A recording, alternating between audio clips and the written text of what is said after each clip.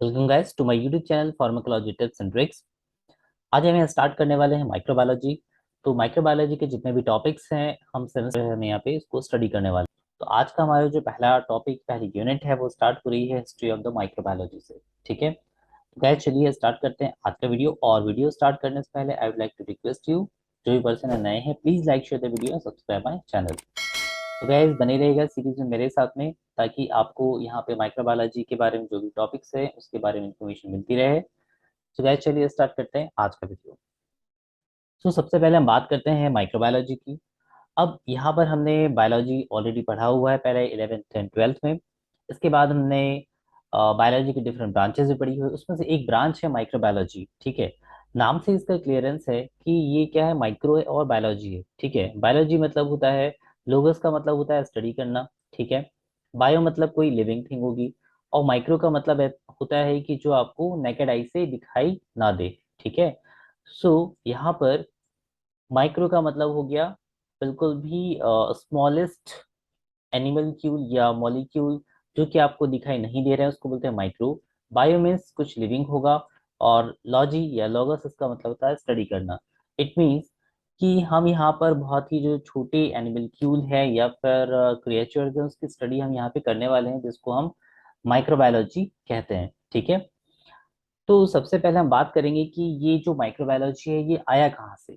ठीक है, कौन कौन से लोग थे, कौन कौन से साइंटिस्ट थे जिन्होंने इस माइक्रोबायोलॉजी टर्म को यूज किया, और लोगों को कैसे इसके बारे में पता चला। ठीक है, तो हम इसको यहाँ पर सबसे पहले स्टार्ट करते हैं अर्ली इन्वेस्टिगेशन से। ठीक है, ये एक हिस्ट्री है कि कैसे माइक्रोबायोलॉजी जो है इवॉल्व हुआ, कैसे लोगों को पता चला कि माइक्रोब्स होते हैं और डिसीज के पीछे माइक्रोब्स का हाथ होता है। ओके, या डिसीज के पीछे जो है माइक्रोब्स रिस्पॉन्सिबल होते हैं। ठीक है, सबसे पहले हम स्टार्ट करते हैं अर्ली इन्वेस्टिगेशन से। अर्ली इन्वेस्टिगेशन ये कहता है कि 1800 बीसी से पहले लोगों में जो डिसीज होती थी उसके बारे में लोगों को पता नहीं था। लोग जो है उसको काफी सारे जो हाइपोथेटिकल रीजंस होते थे उसके साथ में उसको अटैच करते थे। ठीक है, क्योंकि इग्नोरेंस थी, उसको नहीं, उनको उस टाइम पे नहीं पता था कि इसके पीछे एग्जैक्ट रीजन क्या है। ठीक है, तो एक डर था कि कोई बीमारी फैल गई, और बीमारी फैलने के बाद लगता था कि हाँ कुछ नेचुरली कुछ हुआ है या फिर गॉड की तरफ से कुछ हुआ है। ये सब चीजें वहां पर इग्नोरेंस की वजह से चलती थी। ठीक है, इस समय दो साइंटिस्ट थे, वाग्भट और चरक, जो कि इंडियन साइंटिस्ट थे। इन्होंने ये देखा कि हो सकता है कि इसके पीछे कुछ ऐसे छोटे छोटे ऑर्गेनिज्म हो जो कि डिसीज को कॉज करते हो। ठीक है, जिसकी वजह से डिसीज होती है, बट इनके पास में प्रॉपरली वहां पर कोई भी कंक्लूजन नहीं था कि एग्जैक्टली यही होने वाले हैं, बट इन्होंने लेके चले कि माइक्रो ऑर्गेनिज्म हो सकते हैं। ठीक है, तो आगे इन्होंने इसको इन्वेस्टिगेट किया और कई सारे साइंटिस्ट सीरीज में आगे जुड़ते गए। तो हम अर्ली इन्वेस्टिगेशन की बात करते हैं। इसमें पहला आता है discovery of the microscope, because microscope देखना है तो कुछ तो चाहिए आपको देखने के लिए जिससे आप माइक्रोस्कोप को देख पाए, है ना। नेकेड आई से आप माइक्रोब्स को नहीं देख पाओगे, इसलिए माइक्रोस्कोप का एवोल्यूशन जरूरी था। तो सबसे पहले हम बात करेंगे माइक्रोस्कोप की। एंशियंट टाइम में यदि हम माइक्रोस्कोप की बात करें तो माइक्रोस्कोप सिंपल सा एक ट्यूब हुआ करता था। ठीक है, ये सपोज करिए कि एक ट्यूब है, और इस ट्यूब में यहाँ पर सामने की तरफ और पीछे की तरफ, राइट, यहाँ पर केवल दो लेंस हुआ करते थे। ठीक है, जो कि बहुत ही सिंपल माइक्रोस्कोप था, पर इसका मैग्निफिकेशन उतना अच्छा नहीं था, राइट।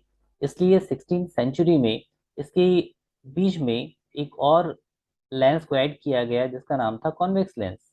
ठीक है, ये था आपका कॉन्वेक्स लेंस, जिसकी वजह से इसका जो मैग्निफिकेशन था उसको और बढ़ाया गया, ताकि जो भी चीजें हैं इजीली हम वहां पे देख सकते हो, राइट। इसका पूरा जो क्रेडिट होता है वो जाता है किसको, जैकेरिस जॉनसन को। ठीक है, ये साइंटिस्ट है जिन्होंने कि यहाँ पर इस कॉन्वेक्स लेंस को ऐड किया, और ऐड करने के बाद इसको देखने की कोशिश की। इसी सीरीज में आगे की तरफ बढ़ते हैं। साइंटिफिक ऑन लिवेनहॉक, इनका जो वर्क टाइम था 1632 से लेकर 1723 तक था, और ये हॉलैंड के थे। ठीक है, इन्होंने एक माइक्रोस्कोप को डिवाइस किया जिसका कि मैग्निफिकेशन 270x था, राइट। 270x मतलब आप किसी भी चीज को 270 गुना बड़ा करके यहाँ पे आप देख सकते हो। ठीक है, तो यही एक माइक्रोस्कोप था कि प्रैक्टिकली यूज किया गया, और यहाँ पर माइक्रोस्कोप देखने के लिए आप इसको यूज कर सकते थे। तो उन्होंने क्या क्या देखा, उन्होंने देखा यहाँ पे बैक्टीरिया देखा, फंगस देखा, प्रोटोजोआ देखा, और स्पर्मेटोजोआ देखा। तो ये कुछ सेल्स थी जिसको कि उन्होंने इनके 270x माइक्रोस्कोप के थ्रू देखने की कोशिश की। ठीक है, इसी सीरीज में हम आगे बढ़ते हैं, तो यहाँ पर आते हैं रॉबर्ट हुक। अब रॉबर्ट हुक जो है, आपने काफी सारा नाम सुना होगा, काफी सारा डिस्कवरी इनके बारे में सुनी होगी, सेल की जो डिस्कवरी है इन्होंने ही की थी। तो रॉबर्ट हुक ने इन 1665 डिस्कवर्ड द सेल। ठीक है, इन्होंने सेल को डिस्कवर्ड किया। वो भी देखा कि एक हेक्सागोनल स्ट्रक्चर होता है, तो उसको उन्होंने नाम दिया सेल का, राइट। आगे इन्होंने कंफर्म किया, या उसको कहते हैं रिकन्फर्म किया, कि एक जो वाटर की ड्रॉप होती है, इस वाटर की ड्रॉप के अंदर भी माइक्रोब्स प्रेजेंट हो सकते हैं। एंटोइन लियोनोव पहले ही कह चुके थे। तो रॉबर्ट हुक ने भी इस बात को जो है वो प्रमोट किया कि एक वाटर की जो ड्रॉप होती है उसके अंदर माइक्रोब्स प्रेजेंट हो सकते हैं, राइट। तो इनका जो डिस्कवरी था 1665 का था। इसके बाद में नेक्स्ट आए अर्नस्ट एबे। अर्नस्ट एबे इनका था 1840 से लेकर 1905 तक के, ठीक है। तो सन 1878 के अंदर, 78 के अंदर इन्होंने एक ऑयल इमर्शन लेंस का यूज किया। अब ऑयल इमर्शन लेंस होता क्या है? यदि आप माइक्रोस्कोप को जानते हो, तो माइक्रोस्कोप के अंदर आपने देखा होगा कि एक हम ऑयल का यूज करते हैं अमंग द, आपकी जो स्लाइड है वो, और ऊपर की तरफ जो लेंस होता है उसके बीच में, ताकि एक लेयर वहां पे बन जाती है ऑयल की, जो मैग्निफिकेशन को और बढ़ाती है, इसलिए इसको कहा जाता है ऑयल इमर्शन लेंस, राइट। सो इन्होंने ऑयल इमर्शन लेंस की खोज की, साथ में यहाँ पे इन्होंने एक कंडेंसर भी बनाया जिसको कहा जाता है एबेज कंडेंसर। ठीक है, माइक्रोस्कोप में जो कंडेंसर्स होते हैं उसमें एक कैटेगरी है एबेज कंडेंसर की। तो इन्होंने इसको यहाँ पे डिस्कवर किया। इसके बाद में हम चलते हैं discovery of the micro organism. ठीक है, कि माइक्रो ऑर्गेनिज्म के बारे में लोगों ने और क्या क्या कहा, कौन कौन से डिस्कवरी आगे हुई थी। ठीक, इसमें एंटीनोवा लिवेनहॉक जो है, इन्होंने मड को देखा, मतलब जो कीचड़ होता है उसमें एक बार स्टडी की कि उसमें कौन कौन से माइक्रो ऑर्गेनिज्म हो सकते हैं, क्योंकि माइक्रोस्कोप ऑलरेडी डिवाइस्ड हो चुका था। टीथ स्क्रैपिंग देखा, है ना, दांतों के बीच जो जमा हो जाता है स्क्रैपिंग, उसको देखा। और उन्होंने देखा कि इसमें कुछ ना कुछ छोटे छोटे माइक्रो ऑर्गेनिज्म यहाँ पे प्रेजेंट होते हैं। तो उस समय इसको जो नाम दिया गया था वो था एनिमल क्यूल। ठीक है, यहाँ पर एनिमल क्यूल इसको एक नाम दिया गया, जो भी माइक्रो ऑर्गेनिज्म उस समय प्रेजेंट थे, right. So he is called the father of microbiology. ठीक है, कई बार क्वेश्चन होता है, ऑब्जेक्टिव क्वेश्चन, की फादर ऑफ माइक्रोबायोलॉजी कौन है। तो he is a anti one Leeuwenhoek. अब एक बात शुरू हुई कि ये जो माइक्रो ऑर्गेनिज्म है ये आए कहाँ से। ठीक है, माइक्रो ऑर्गेनिज्म कहाँ से आए? अब किसी ने माइक्रो ऑर्गेनिज्म को ग्रोथ होता तो देखा नहीं था वहां पे उस समय, राइट। कुछ लोगों ने उस समय माना कि जो नॉन लिविंग थिंग है उससे हो सकता है माइक्रो ऑर्गेनिज्म जनरेट होते हो, कुछ लोगों ने माना कि जो लिविंग है उससे जनरेट हो सकते हो। ठीक है, तो एक डिबेट जो है वो चालू हो गई, डिस्प्यूट चालू हो गया साइंटिस्ट के बीच में। ठीक है, कुछ लोगों ने माना कि नॉन लिविंग से बनते हैं, कुछ लोगों ने माना कि लिविंग से बनते हैं। ठीक है, तो इसका एक नाम दिया गया है जिसको हम कहते हैं स्पॉन्टेनियस जनरेशन। ठीक है, स्पॉन्टेनियस जनरेशन की लाइफ का कैसे कंटिन्यूएशन में यहाँ पर ग्रोथ हुआ है। ठीक है, पहले के लोग ये मानते थे कि नॉन लिविंग से ही लिविंग या माइक्रो ऑर्गेनिज्म का जनरेशन होता है। ठीक है, इसमें थे एरिस्टोटल। एरिस्टोटल का ये हाइपोथेसिस था कि उनका ये कहना था कि स्पॉन्टेनियस जनरेशन होता है, मतलब ए बायोजेनेसिस होती है। ठीक है, अब ए बायोजेनेसिस क्या होता है इसको हम आगे समझते हैं। तो जो साइंटिस्ट है दो कैटेगरी में डिवाइड हो गए यहाँ पर। कुछ लोग का मानना था ए बायोजेनेसिस होती है, कुछ लोग का मानना था बायोजेनेसिस होती है। अब ए बायोजेनेसिस, ए का मतलब होता है नहीं, बायो मीन्स होता है लिविंग थिंग, जेनेसिस मतलब जनरेट होना। ठीक है, तो ई बायोजेनेसिस का मतलब होता है कि नॉन लिविंग से लिविंग चीज का बनना, that is called the E biogenesis. और बायोजेनेसिस इसका मतलब होता है कि लिविंग से लिविंग का बनना। ठीक है, तो इसके लिए कई सारे एक्सपेरिमेंट भी आगे किए गए, इसको हम आगे यहाँ पे देखते हैं। तो ये यहाँ पर ए बायोजेनेसिस और बायोजेनेसिस दोनों इसमें डिवाइड हो गए। बायोजेनेसिस लिविंग टू लिविंग का बनना, abiogenesis life across the non living to living. ठीक है, अब इसको चेक कैसे करें? तो चेक करने के लिए कुछ एक्सपेरिमेंट किए गए। ठीक है, कई सारे साइंटिस्ट आए, उन साइंटिस्ट ने यहाँ पर एक्सपेरिमेंट इसको चेक किया, एक्सपेरिमेंट यहाँ पे देखा, करके देखा। इसमें पहले थे फ्रांसिस्को रेडी। ठीक है, तो फ्रांसिस्को रेडी ये इटली के थे। इन्होंने क्या किया, जो साइंटिस्ट ये मानते थे कि स्पॉन्टेनियस जनरेशन होता है या फिर ए बायोजेनेसिस होती है, इसको इन्होंने डिसअप्रूव किया। ठीक है, डिसअप्रूव करने के लिए इन्होंने एक्सपेरिमेंट किया। उन्होंने क्या किया कि दो जार लिए, ठीक है, कांच के दो जार लिए, और उसके अंदर यहाँ पर क्या रखा, मीट रखा, राइट, मीट का एक टुकड़ा रखा। अब एक जार उन्होंने क्या किया, ओपन रखा, और दूसरे जार में यहाँ पर ऊपर की तरफ यहाँ पे एक क्लोथ जो है वो कवर अप कर दिया, ठीक है, मतलब उसको बंद कर दिया, राइट। उन्होंने देखा कि कुछ टाइम बाद कि जिसको हमने क्लोज किया था वहां पे कोई भी मैगट्स, मतलब जो मक्खियों के लार्वास होते हैं उनको मैगट्स कहते हैं, तो कोई भी मैगट्स यहाँ पे डेवलप नहीं हुआ था, जबकि जो ओपन जार था यहाँ पे मैगट्स डेवलप हो चुके थे, ठीक है। तो उन्होंने कंक्लूजन निकाला कि जो जार ओपन था, हो सकता है कि वहां पे जो फ्लाइज थी उन्होंने एक दिए हो और एक देने के बाद यहाँ से मैगट डेवलप हुए, जबकि ये यहाँ पर क्लोज था दूसरा जार, इस वजह से यहाँ पर अपने अंडे नहीं दे पाई, ठीक है। इसी सीरीज में आगे की तरफ दूसरे साइंटिस्ट आए जिनका नाम था लुइस जॉबलेट, और ये फ्रांस के थे, ठीक है। इन्होंने क्या किया कि उन्होंने कच्चा लिया था, राइट, यहाँ पर इन्होंने इसको हीट कर दिया, ठीक है। तो हीट इन्फ्यूजन ले लिया। हीट इन्फ्यूजन लेने के बाद इन्होंने फिर से उसको क्या किया, कवर अप कर दिया। दूसरे वाले को भी हीट इन्फ्यूजन दिया यहाँ पे, ठीक है, एक जार में रखा। पर देखा उसको कि उसको जब ओपन छोड़ दिया गया, तो ओपन छोड़ने के बाद यहाँ पे अगेन जो फ्लाइज थी आई, और यहाँ पे मेगट्स का डेवलपमेंट स्टार्ट हो गया, ठीक है। तो इन्होंने भी ये बताया कि जो ओपन जार होता है, तो ओपन जार में मेगट्स डेवलप होते हैं, जबकि क्लोज जार में यहाँ पे मेगट्स डेवलप नहीं होते, ठीक है।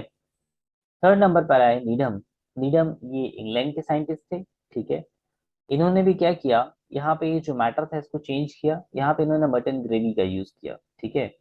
तो ये जो डिकेइंग मटर ग्रेवी थी इसको इन्होंने यूज किया और ऊपर की तरफ यहाँ पे एक कपड़ा बांध दिया, ठीक।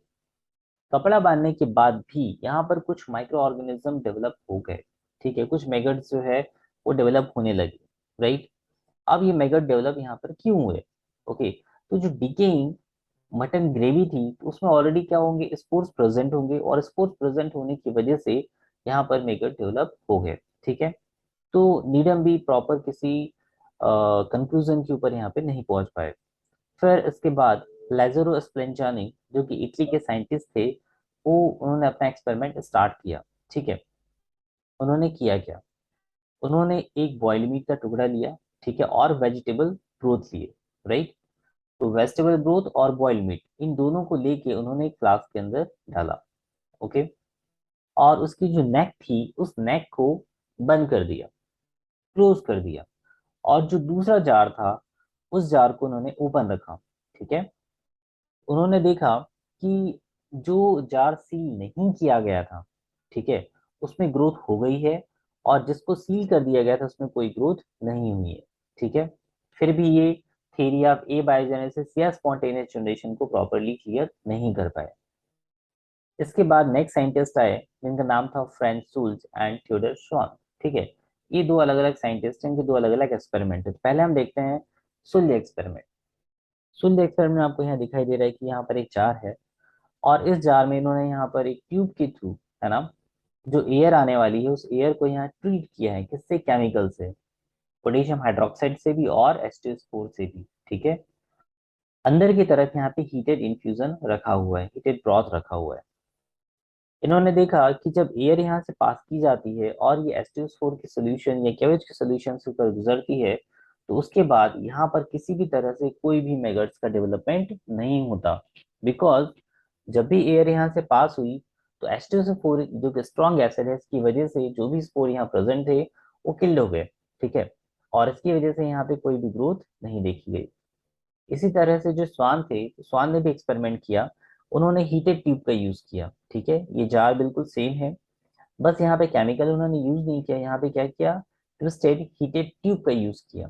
एक लैंप यहाँ लगाया, एक ग्लास की ट्यूब है, और यहाँ से एयर को फ्लो किया।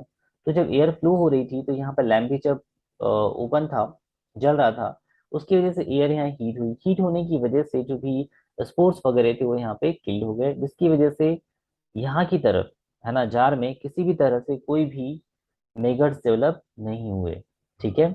तो ये सुल्ज और स्वान का एक्सपेरिमेंट है, ठीक है। नेक्स्ट टाइम चलते हैं लुइस पास्चर की तरफ। तो लुइस पास्चर ये फ्रांस के साइंटिस्ट है, ठीक है। इन्होंने ये कंक्लूजन किया कि जो डस्ट पार्टिकल होते हैं उसके साथ में माइक्रो ऑर्गेनिज्म प्रेजेंट होते हैं। अब इन्होंने एक्सपेरिमेंट क्या किया, तो इन्होंने क्या किया, स्वान नेक का यूज किया। स्वान नेक क्या होती है, ये है स्वान नेक। स्वान नेक होती है जैसे ये इस तरह से एस शेप की जो नेक होती है, that is called the swan snake. ठीक है, तो उन्होंने यहाँ पे इसे स्वान स्नेक का यूज किया। ये इनका एक जार था जिसपे ऊपर की तरफ इन्होंने स्वान नेक ऐड किया था। ठीक है, तो उसको स्वान नेक फ्लास्क हम कहते हैं। ठीक है, अब यहाँ पर नीचे की तरफ मीट का इन्फ्यूजन रखा गया अगेन, और ये जो एंड था, इस एंड को इन्होंने यहाँ पर ओपन रखा। ये जो एंड था, ये एंड यहाँ पे क्या था, ओपन था। अब ओपन होने की वजह से क्या होगा कि जो भी एयर है यहाँ से पास होगी और यहाँ से होती हुई कहाँ जाएगी, इस जार के अंदर जाएगी, इस फ्लास्क के अंदर जाएगी। बट बिकॉज यहाँ इसका जो है ये कर्वेचर यहाँ प्रेजेंट है, इस टाइप का एक कर्वेचर है। ठीक है, इस कर्वेचर होने की वजह से जो भी माइक्रो ऑर्गेनिज्म या जो भी एयर यहाँ पे आई, तो इन्होंने कहा कि 10 पार्टिकल के साथ में माइक्रो ऑर्गेनिज्म होता है। तो वो ज्यादा ग्रेविटी की वजह से 10 पार्टिकल ऊपर ही नहीं जा पाए, वो यहाँ ऊपर की तरफ नहीं पहुंच पाए। अब जब ऊपर नहीं पहुंचे तो क्या हुआ, यहाँ पे कोई भी मेगट्स डेवलप नहीं हुए। ठीक है, कोई भी ग्रोथ यहाँ पे प्रेजेंट नहीं थी। तो इन्होंने भी कहा कि यदि माइक्रो ऑर्गेनिज्म वहां पे नहीं होते, मतलब वहां पे कोई भी एग्स नहीं होंगे, तो माइक्रो ऑर्गेनिज्म ग्रोथ नहीं होगी। ठीक है, इसलिए इनको कोई भी यहाँ पे ग्रोथ नहीं मिली। फिर हम नेक्स्ट एरा में आते हैं माइक्रोबायोलॉजी के, जिसको हम कहते हैं golden age of the microbiology. ठीक है, अब गोल्डन एज ऑफ माइक्रोबायोलॉजी की यदि हम बात करें तो यहाँ पे कुछ थेरीज दी गई है ना। इसमें से पहली थेरी थी जर्म थेरी ऑफ फर्मेंटेशन। ठीक है, कुछ लोगों ने देखा कि जो बियर बनाई जाती थी वो फर्मेंटेशन के थ्रू बनाई जाती थी। तो कुछ बियर काफी अच्छी थी और कुछ बियर जो थी वो ज्यादा खट्टी नहीं होती थी। ठीक है, इसके पीछे रीजन क्या था, तो इन्होंने यहाँ पर आगे कुछ एक्सपेरिमेंट किए। इसके पहले हम समझते हैं कि जर्म थेरी ऑफ फर्मेंटेशन में फर्मेंटेशन होता क्या है। तो जब भी शुगर एसिड में या अल्कोहल में कन्वर्ट होता है उसको कहते हैं फर्मेंटेशन, और प्रोटीन पेप्टाइड में कन्वर्ट होता है उसको हम कहते हैं पुट्रिफिकेशन। ठीक है, मतलब यहाँ पे ये ब्रेक डाउन हो जाता है, राइट।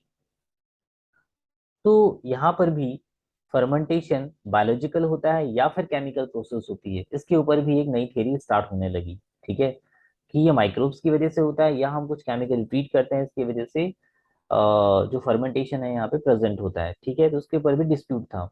अब डिस्प्यूट को आगे कैरी ओवर करने के लिए, उसको समझाने के लिए जो लुईस पास्चर है ना, तो लुईस पास्चर जो साइंटिस्ट थे उन्होंने कुछ एक्सपेरिमेंट अपने किए। उन्होंने देखा, जैसे हम बियर की बात कर रहे थे अभी, तो उन्होंने देखा कि जो जर्मनी है, तो जर्मनी काफी अच्छी बियर बनाता है। ठीक है, जबकि फ्रांस जो इतनी अच्छी बियर नहीं बना पाता। इसके पीछे क्या रीजन था, तो लुईस पास्चर ने इसी को फाइंड आउट करने की कोशिश की। वो भी चाहते थे कि फ्रांस जो है वो भी अच्छी बियर प्रोड्यूस करे।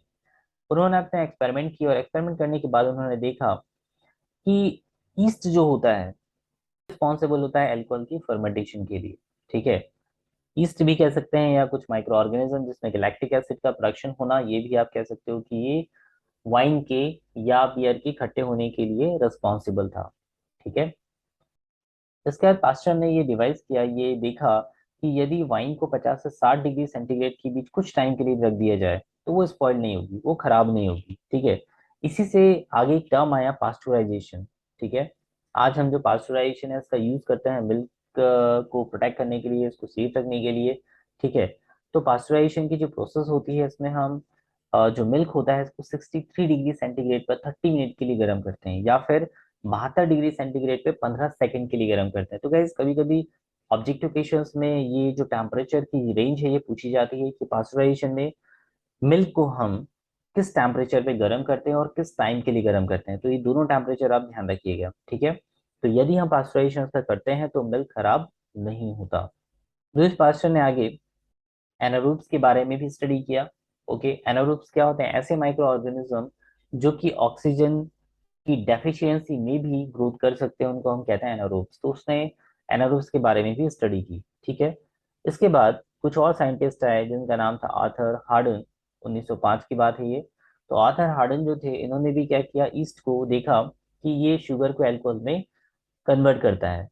इसके बाद में जो है कोने आए। तो कोने साइंटिस्ट जो थे उन्होंने देखा कि प्रोटीन के अंदर कुछ कैटालिटिक पावर होती है, और इसी की वजह से बियर का फॉर्मेशन होता है या वाइन का फॉर्मेशन होता है। तो उन्होंने कहा कि फर्मेंटेशन जो होती है एक बायोकेमिकल प्रोसेस है, इसमें माइक्रोब्स भी यूज होते हैं और माइक्रोब्स क्या करते हैं, लैक्टिक एसिड का फॉर्मेशन करते हैं। इसकी वजह से ये आपकी बायोकेमिकल प्रोसेस होती है। तो fermentation is a biochemical process given by the Kuhne. So guys आज की वीडियो में इतना ही, इसका हम नेक्स्ट कंटिन्यूएशन करेंगे नेक्स्ट पार्ट में। So guys thank you very much for watching this video, मिलते हैं नेक्स्ट वीडियो में।